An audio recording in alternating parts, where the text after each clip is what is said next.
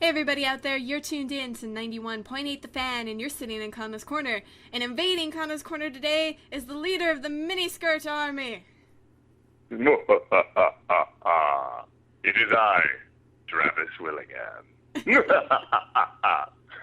I don't know if I should be scared or if I should be excited anymore.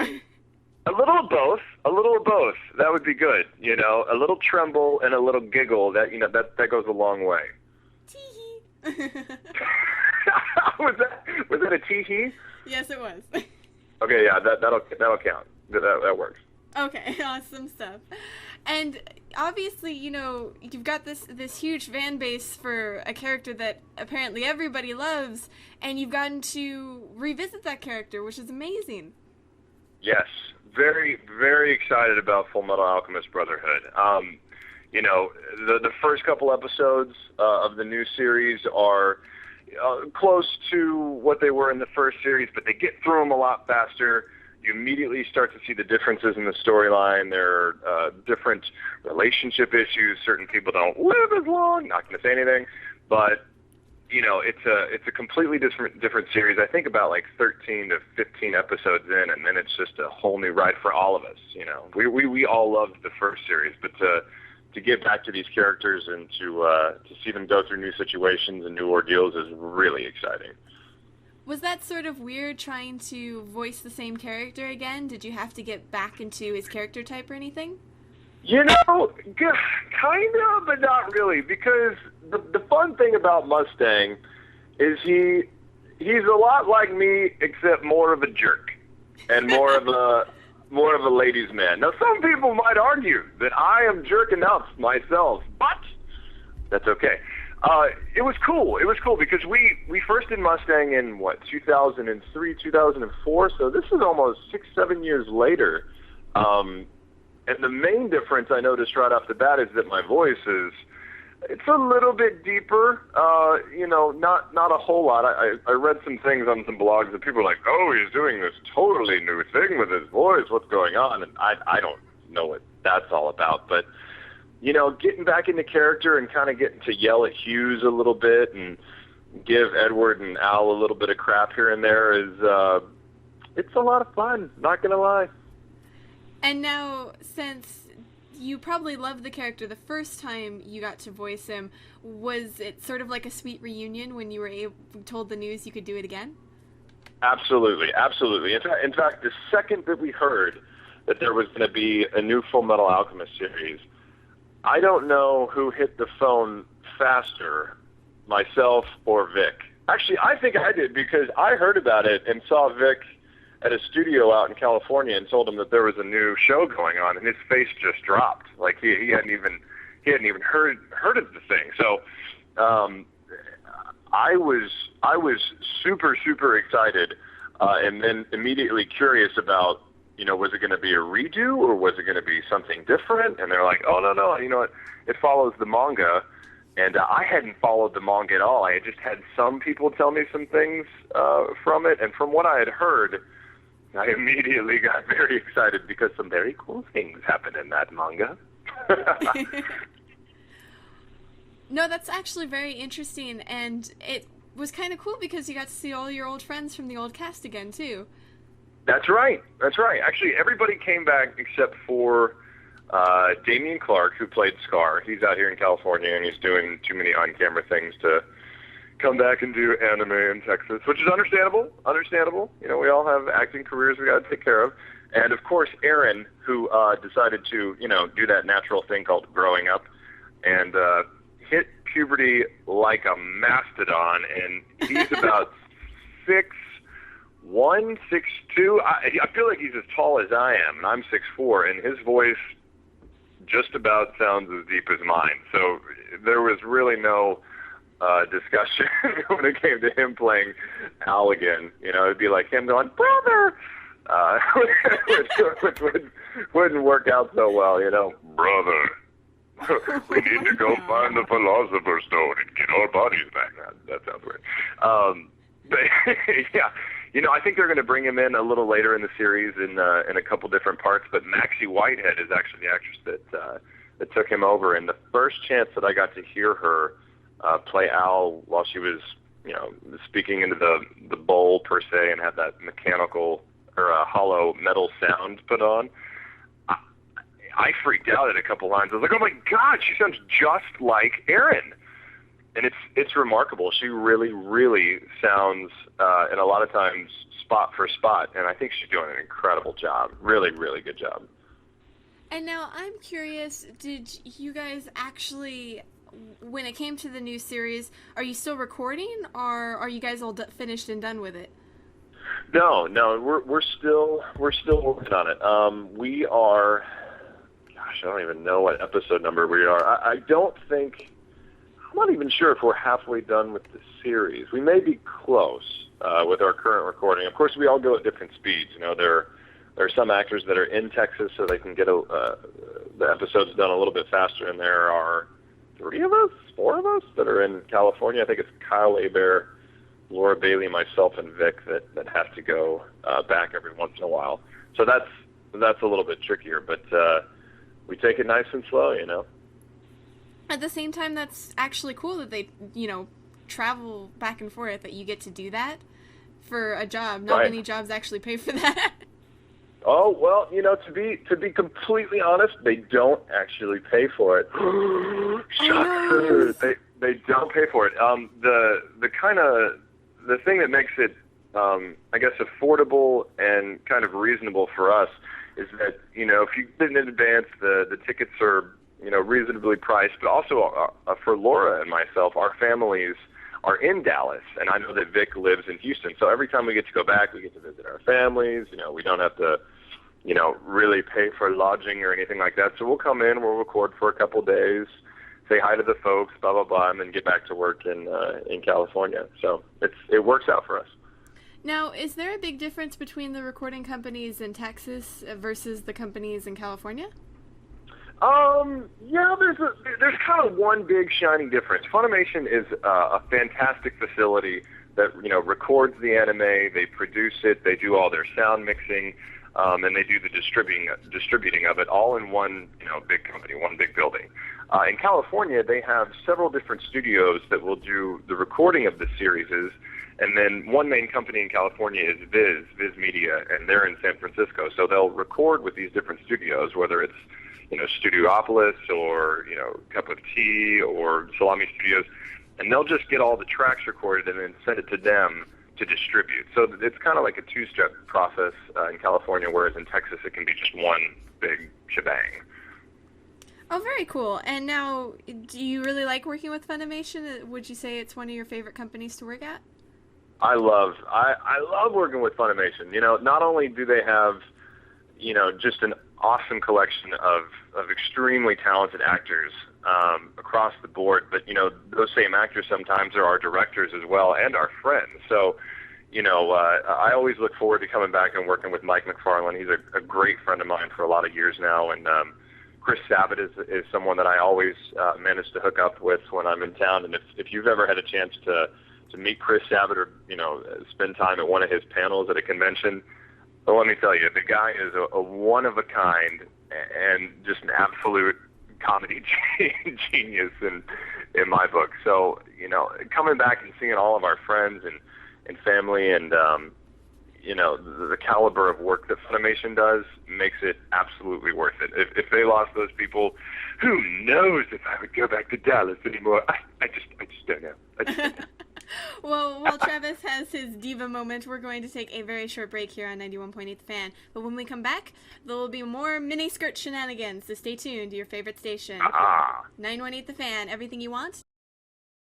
918thefan.com. Have you logged on today? Who, me? No. No? iStock's daily news show, video reviews, articles, forms, in an anime directory. Don't get left behind. Log in today. Only on 918thefan.com? 918thefan.com. All right, 918thefan.com. Hey everybody, you're tuned in to 91.8 The Fan. You're still sitting in Kana's Corner. Kana's Corner is comfy. What would you say Kana's Corner is comfy?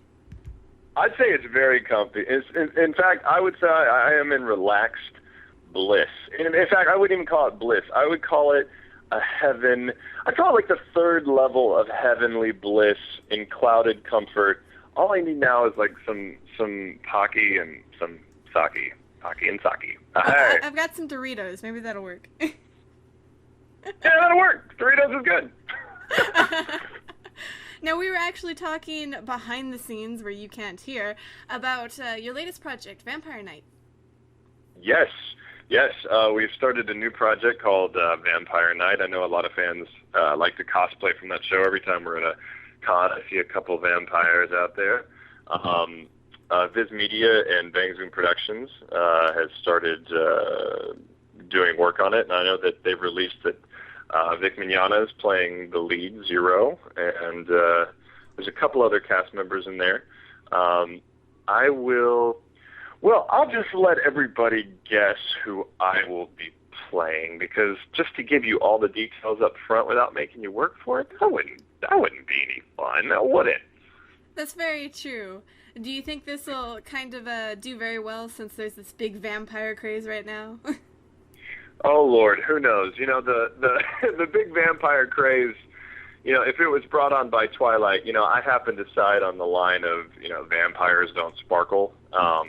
So, you know, myself, I was born a diehard werewolf fan. Thank you very much. Fur, teeth, claws, by the moonlight. So as far as the vampire craze, I'm not sure. I'm sure we'll see. But yeah, we're excited about it, you know. And so have you started recording for that, or are you not allowed to talk about it yet? They have started recording the show. They have started working on it. I'm not exactly sure how much of the cast list they've released, so I'll just leave you with Vic, and you can find that online. And if go to Bang Zoom Productions website. I forget what their website is, or maybe it's Viz Media, and they've got the news release, press release up there from, I think, like the end of March, and maybe they've released something new. Who knows? Oh, so you're giving our listeners some work to do. That's strange. That's right. You must work for your honey. Well, very awesome. And you're actually also in an original animated series, correct? That's right. I did my first original animation show called The Marvel Superhero Squad. And it's a little bit more for the kiddies. It's for an age demographic of, like, 4 to 8 or 4 to 12 or whatever. And it's on Cartoon Network. It's on in the mornings, like 8 o'clock, and then again on Saturdays, I think in the evenings.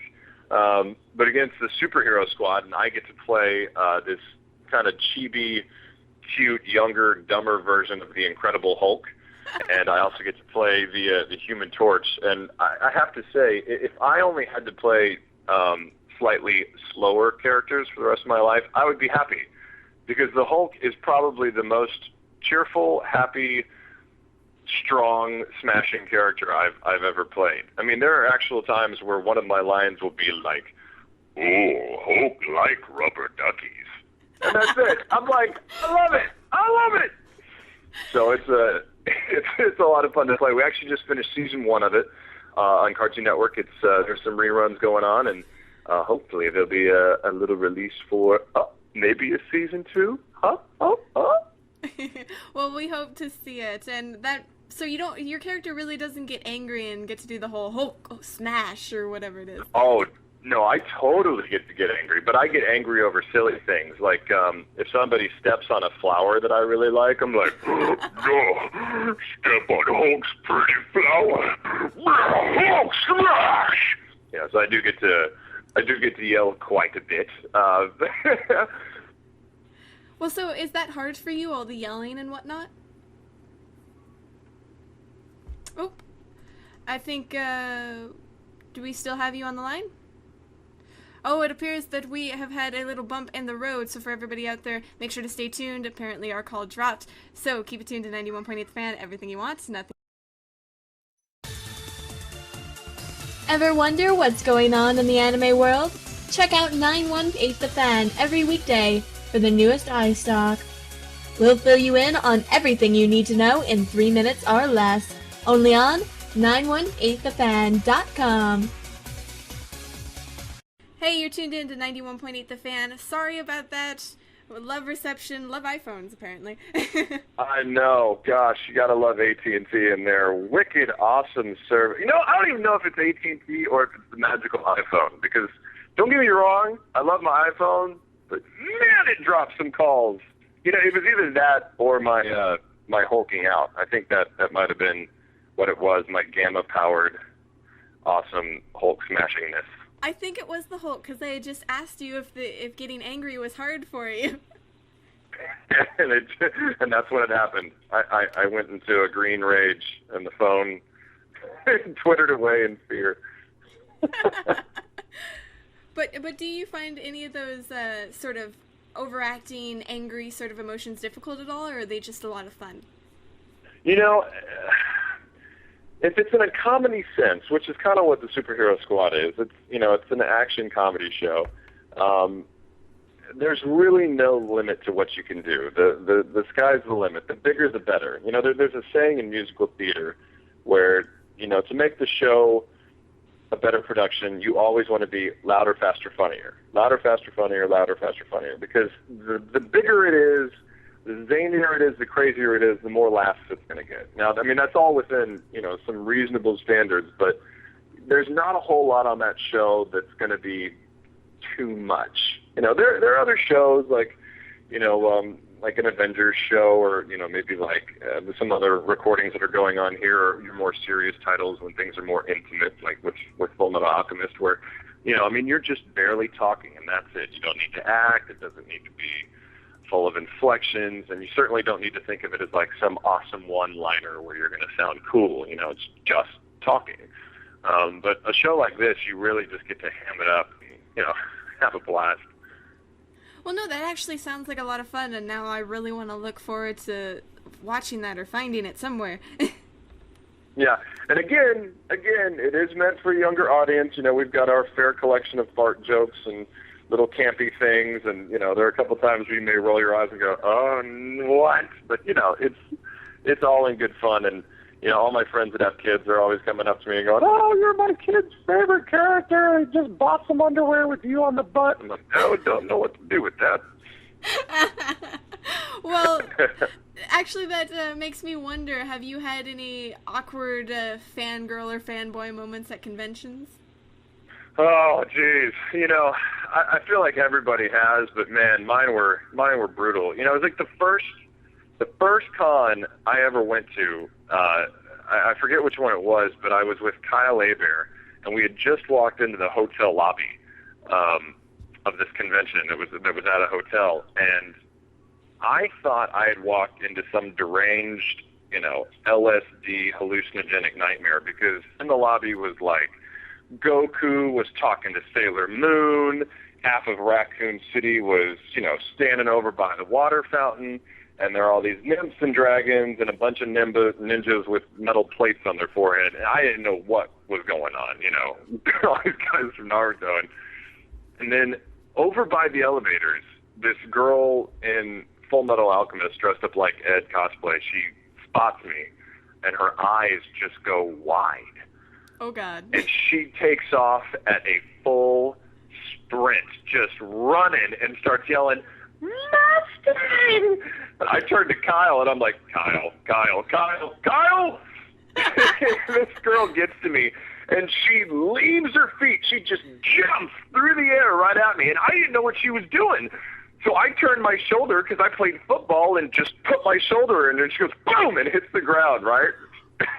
And you know when you watch like a sporting event and some really big hit happens or somebody falls really hard and everybody all at the same time goes, oh!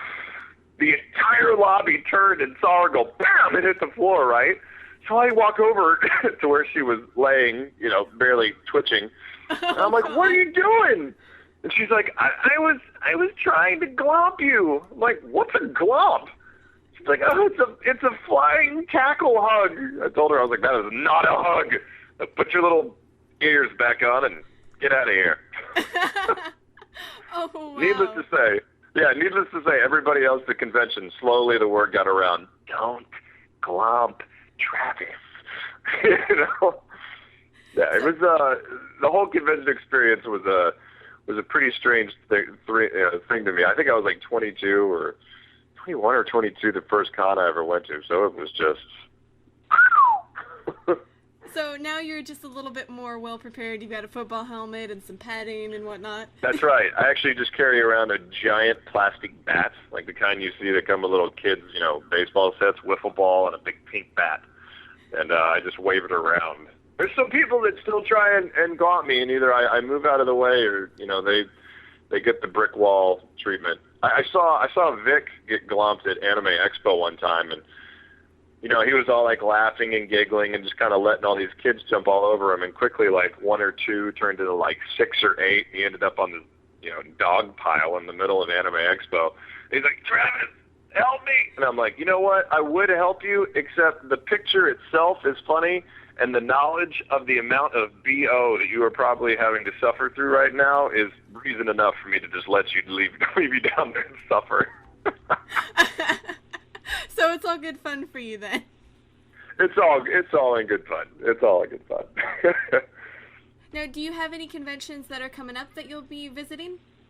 Yes, we have a few actually. Let's see. We have JampCon, which is in Chattanooga, Tennessee. We have, I think at the end of this month, we have MTAC, Middle Tennessee Anime Convention, that Laura Bailey and I will be at, along with Vic and Sonny Strait and Doug Smith and Jan Scott Fraser, a couple other people. We'll be at Anime Vegas again this year in September. And we're going to be lucky enough to go to Supernova, which is actually all the way over in Australia. I hope they're paying for your ticket. Oh, yeah, they're paying for that one, yeah. And we get to go to Sydney and Perth. I'm going to be at Anime Festival Wichita, which is in Kansas. That'll be my first time going over there, which I'm really excited about. What else? I'm sure there are more. I just can't remember all of them. But you know what? I actually have a website now. I haven't had one until really early this spring. And it's just my first and last name. It's TravisWillingham.com, and it's got all my convention appearances. It's got, all the characters if you're ever curious. If you ever watch an anime and you're like, is that Travis? You can look on there. There's got a bunch of character pictures and role titles, and it's even got some of my on-camera stuff so people can see what I do in front of the camera. So TravisWillingham.com. Check it out. Will do. And do you have any social networking sites that the public is able to see, like Facebook or Twitter? I do. I have MySpace. I don't do Twitter just because I don't really understand the whole tweeting thing, and I don't really know what could be that interesting in my life that I would put up hourly. Thing. I think it is a girl thing. I mean, I know a lot of people do it, but it just can't be that interesting, people. Can it? I don't know.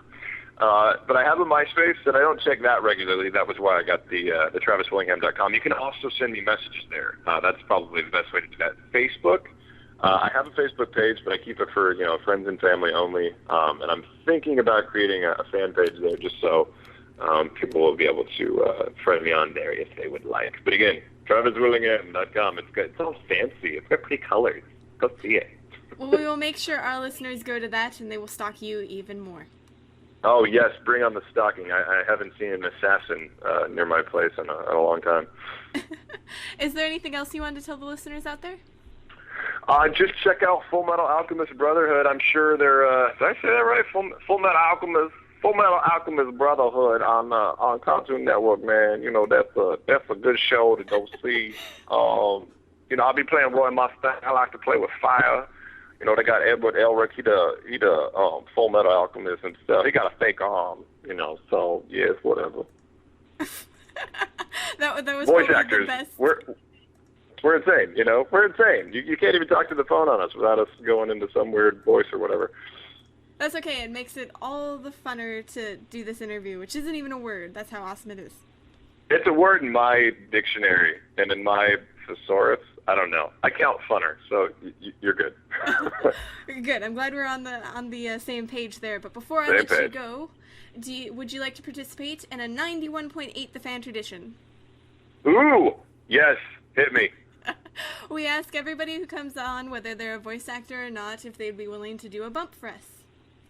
Yes, totally. I don't even know how this is going to go, but I'm down for it.